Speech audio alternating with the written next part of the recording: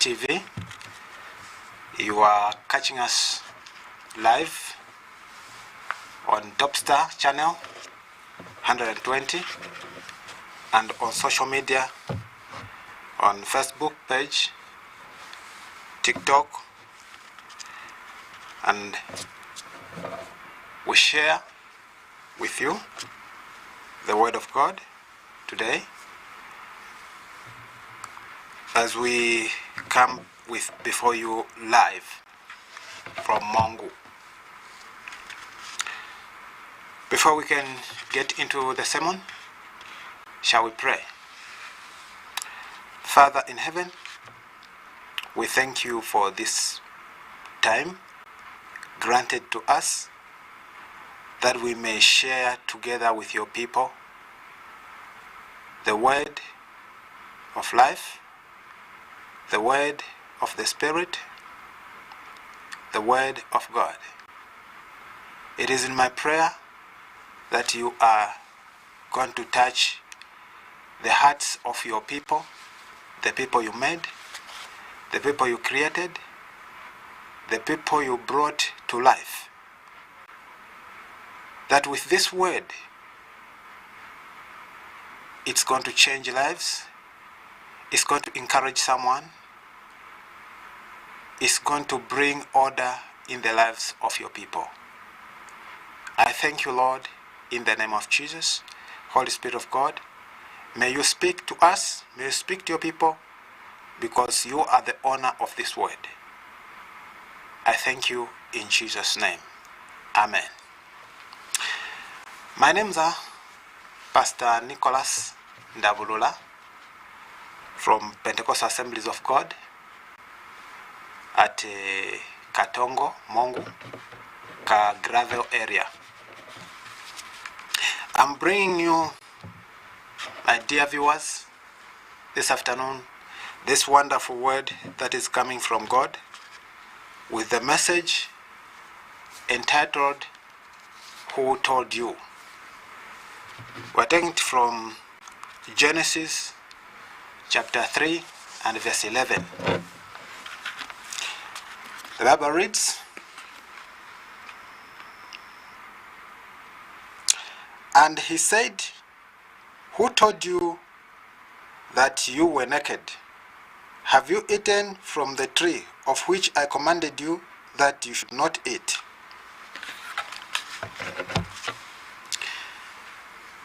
My dear brothers and sisters, from the very word of God, when we begin to read from verse 1, in our own spare times, we will get the story of the fall of man. What happened, how it started, and how it ended. So much that today, we talk about death, we talk about sickness, we talk about pain, we talk about loss, we talk about fear, we talk about worry, we talk about lack, we talk about inconsistency. It's all from the same beginning. So God gave out a command to man when he brought man into the garden, that man should come to enjoy life in the garden as a creature with free will, a creature who can choose which way to go, what to do, how to behave. But at that time, God had commanded that man should never eat of the tree of the knowledge of good and evil in the middle of the garden. But from the scripture, we find that the enemy of man, the devil himself, who came in the form of a serpent, decided to come and trick man. Because man is the center of God's love. Man is God's image, God's creation. It is from whom, when he looks at man, he sees himself. And knowing this, that God had breathed into man the breath of life. That is the Spirit of God in man.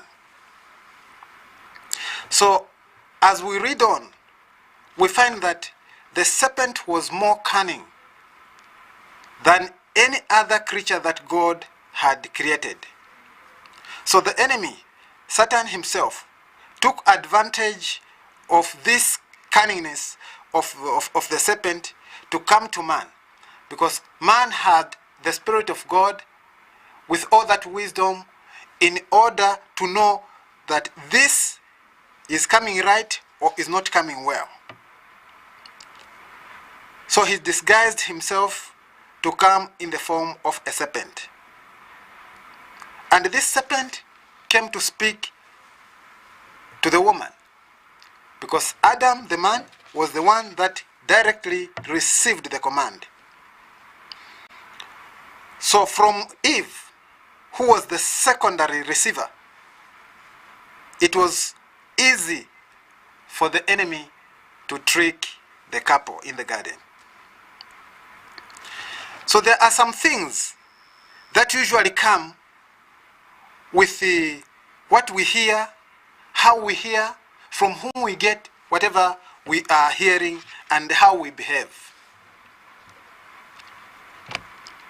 I have some points laid before you, that the enemy, who came in the form of a serpent, was cunning. He came with an argument over right, and then man took a decision to accept the lie, and lastly, the consequences of rebellion. So the cunningness of the serpent has not ended.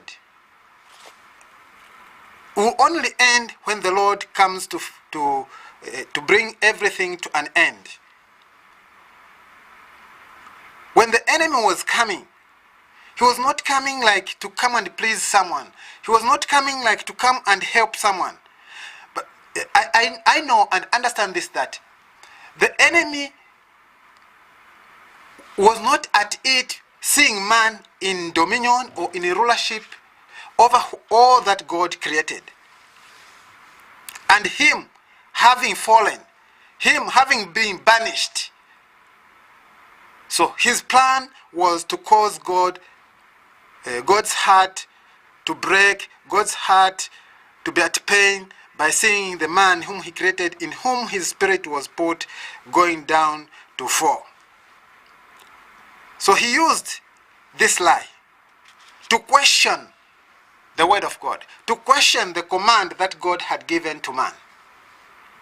Even today, we have a lot of questioning where men are being questioned concerning the will of God for their lives.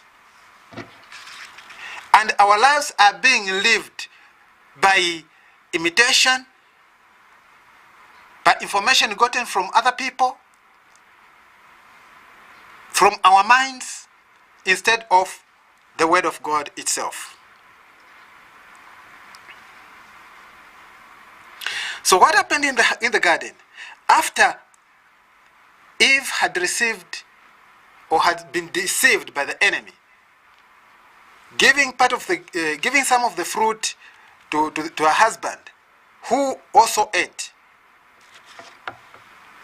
From the tricks of the enemy, he said that when you eat from the tree, you shall be wise. Your eyes shall be opened. And the enemy was accusing God of not being fair by hiding something from the people he created. So they listened to that lie and they made a wrong choice. They chose to obey, they chose to listen, they chose to accept the lie from the enemy. And after they had eaten, the next thing was, surely their eyes were opened, but they saw that they were naked. Nakedness came in. The lie brought in nakedness. And at that time, they began to feel ashamed. The man and the woman who never felt ashamed, whoever were naked but could not see the nakedness because they were covered with the glory of God. Immediately they ate of the fruit, the glory vanished, and man became naked. They so were shy. They felt ashamed. They began to hide amongst the trees of the garden. They began to gather together leaves of the fig tree so that they could cover their nakedness. But we know that leaves cannot hold for a long time before they wither away, before they can tear apart. So God was coming to check on man at the right time, in the cool of the day. I would say around 15, 16, 17, somewhere there, God was coming to check on his people. Not that he never knew, he never saw what had happened. Because he is God, he knows everything. He was coming to see man who has disobeyed. He was coming to see man who has fallen. He was coming to see man who is in trouble. And when he came into the garden, man heard the voice of God walking in the garden in the cool of the day. And God called on the man, "Where are you?" The man said, "We heard your voice coming in the garden, and we were afraid. We hid ourselves because we are naked." God asked them a question. Who told you that you are naked? I see from this word that what God did with his glory upon man to cover the nakedness, man appeared with the greenness, man appeared with the shining presence of God upon him so that nakedness would not appear. I'd look also, or even encourage us to think of the angels. Usually when they appear in white apparel. They appear putting on white garments. There are no factories of cotton in heaven, but the glory of God covers them. And so man also was covered with the glory of God, so that there is no nakedness with him. So that nakedness came after disobedience, and then the glory vanished. Man saw exactly what it is to disobey God, what the enemy had brought. And at that time, I don't see from my Bible that the enemy was still with them. The enemy had gone. The one who deceived them had left. They remained in dilemma with the question that God posed. Who told you that you are naked? Have you eaten from the tree that I told you not to eat from? So the tree, it's of the fruit that they eat from, had the power to cause one to be naked in disobedience. In today's life, because the word of God holds life, the word of God is power, the word of God is living, sharper than any double-edged sword, piercing to the division of soul and spirit and of joints and marrow, and is the discerner of the thoughts and intents of the heart. That is from the word of God. So because of that disobedience, we see this nakedness. Now, this question from God, who told you? God wanted to know who told them that they were naked. Because from him, he knew that they were clothed. And God knew that no one would tell them or show them that this is the way to be naked unless there was one. They themselves did not know what it means to become naked. So God wanted to know who told the man that he was naked. And the man pointed at his wife. that she was the cause of the nakedness. And the wife pointed at the serpent that he was the cause of the nakedness. And then God cursed man and the serpent. And today, we die. Today, we face the consequences of disobeying God's command. Whatever God has said, it shall not change. Because God is not a man that he should lie. Whatever he says, it shall happen. Whatever he has ever said into one's life, it shall be. So in today's life, how are we living our lives in relation with what God has said? Because God will never do anything that is outside the scope of his word. We are told in the book of Deuteronomy chapter 8 and verse 3 that man is not going to live by bread alone, but by every word that proceeds from the mouth of the Lord. When he's talking about bread, he's not just talking about bread that we eat. Yes, surely God is talking about bread, but there are other things that go with bread. So when we look carefully, we see what is engulfed in what this serpent used to trick man. The eyes, whatever they saw, the desiring or the cravings, what we lust for. These things, they lead us into problems.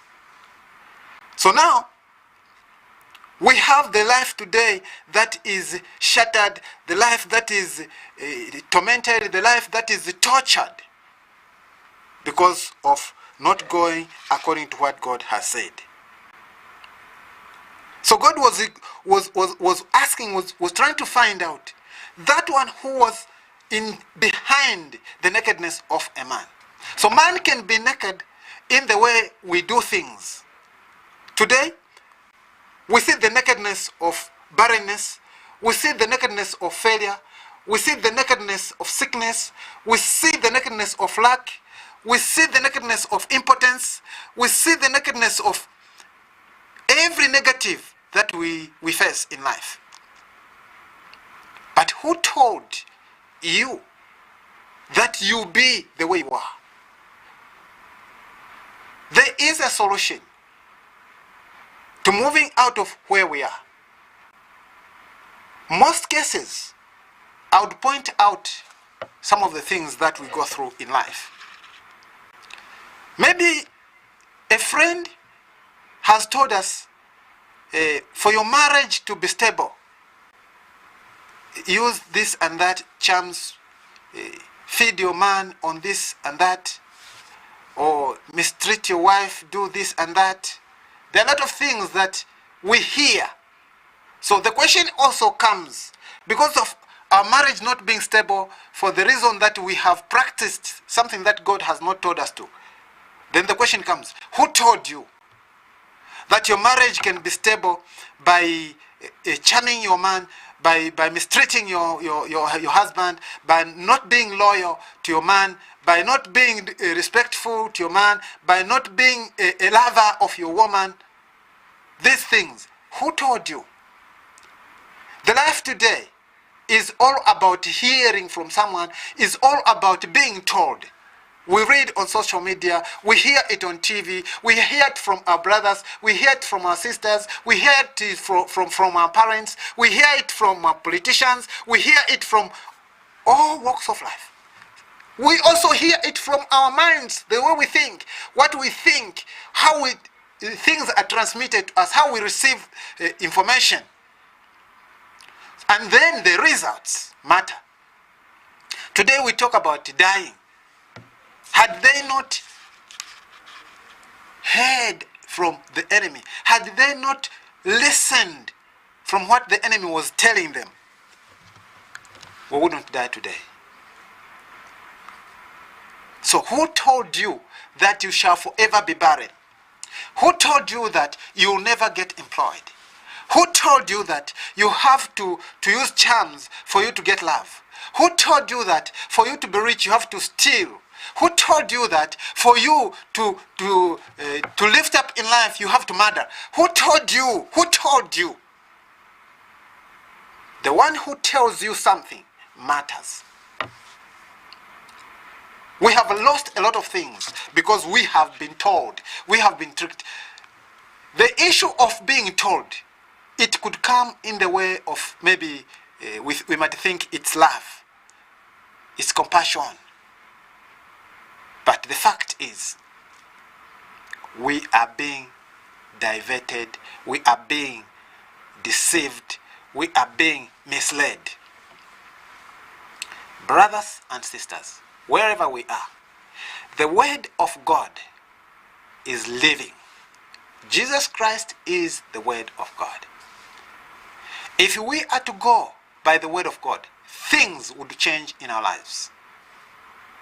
If we were to live according to the standard of the word of God, everything would be well.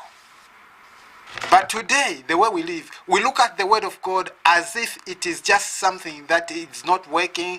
It is something that is just there to comfort us. It is something that is there just to soothe us. We have forgotten that the word of God is living. And we know that Jesus Christ is that word of God. He is living. He is powerful. He is ever checking in our lives. The way we respond to the word of God is the way we receive results in our lives. How we take the word of God is how the word of God is going to work in our lives. I've come this afternoon to share with us, to encourage you and me, that the word of God has not changed, because God does not change. His word is the same. He is the same yesterday, today, and forever. He does not change. It is man that changes. I have at some point drawn a graph where at the top we see God and down is man, and then we move to see the number of years from the time that man was created.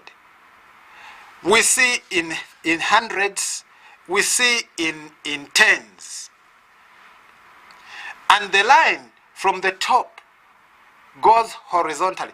The more we move away from God, the shorter the lives we live on earth. Man used to live 900 something, 800. The more man was sinning, the more time to live on earth was decreasing, was depleting. And today, now, we are getting surprised to hear that there's someone who has lived 100 years, 120. We think it's impossible, but it was possible. That was the life God prepared. That was just pointing at the kind of life we ought to have lived had we not disobeyed the God of heaven.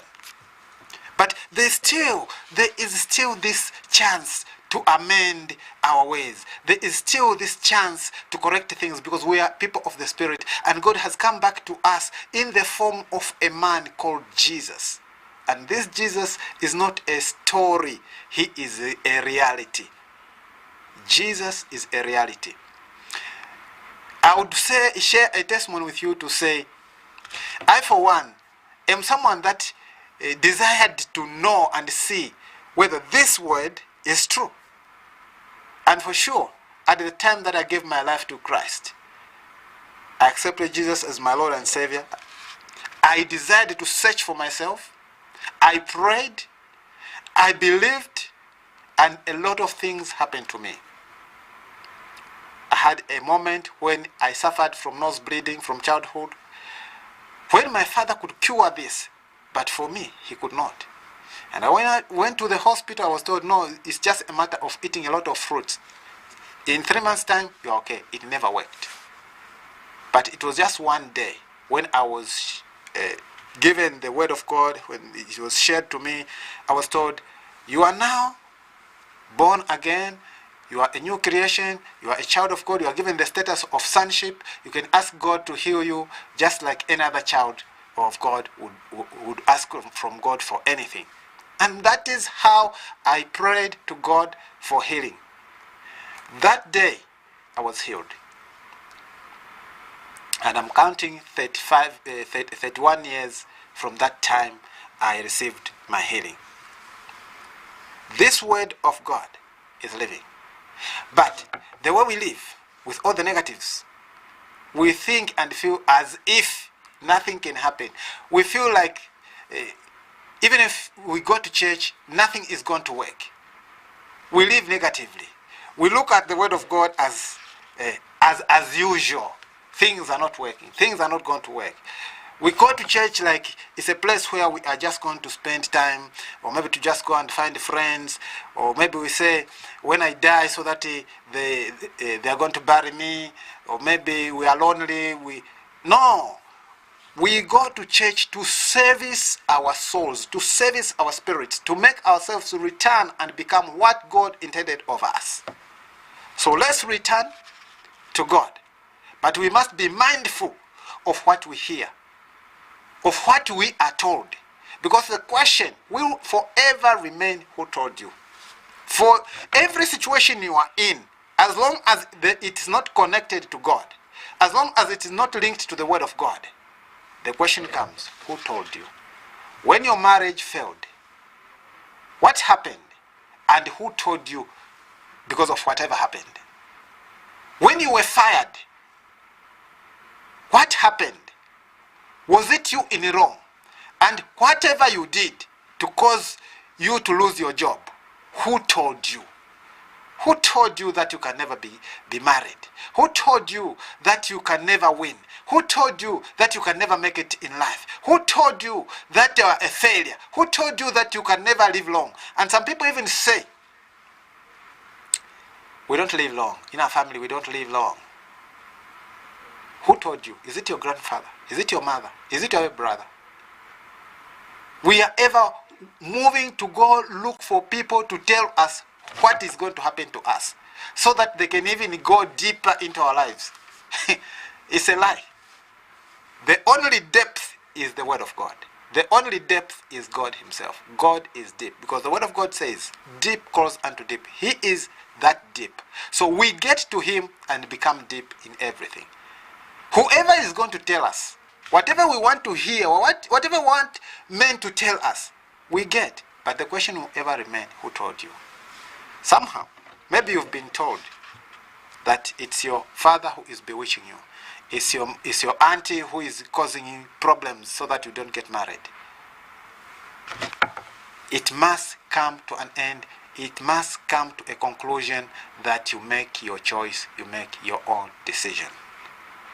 Brothers and sisters, I want to thank you for lending me a listening ear to this message. I want us to pray together to encourage you in this word, that we may walk well with God. Shall we pray? Father in heaven, we thank you for this day. We thank you for this moment that, God, you have given to us to be able to talk and ponder on your word, and know that we hear many voices, we hear many words being told us negatively, not according to your word. It is in my prayer that you help us to cling to your word, that we may be productive, that we may be real. This is my prayer. Touch your people, all those that have been listening. In the name of the Lord Jesus Christ, our Lord and Savior, I pray. Amen. Thank you, brethren. For those of you who would want to join us on Sunday service, we start at 9 hours at Kagravel area. This is Pentecostal Assemblies of God Church. We are there to worship God and listen to God's word at 12 hours, and then we're done. So you are welcome to come and join us to hear the word of God as it comes. Thank you so much for your time. May God bless you. Shalom, shalom.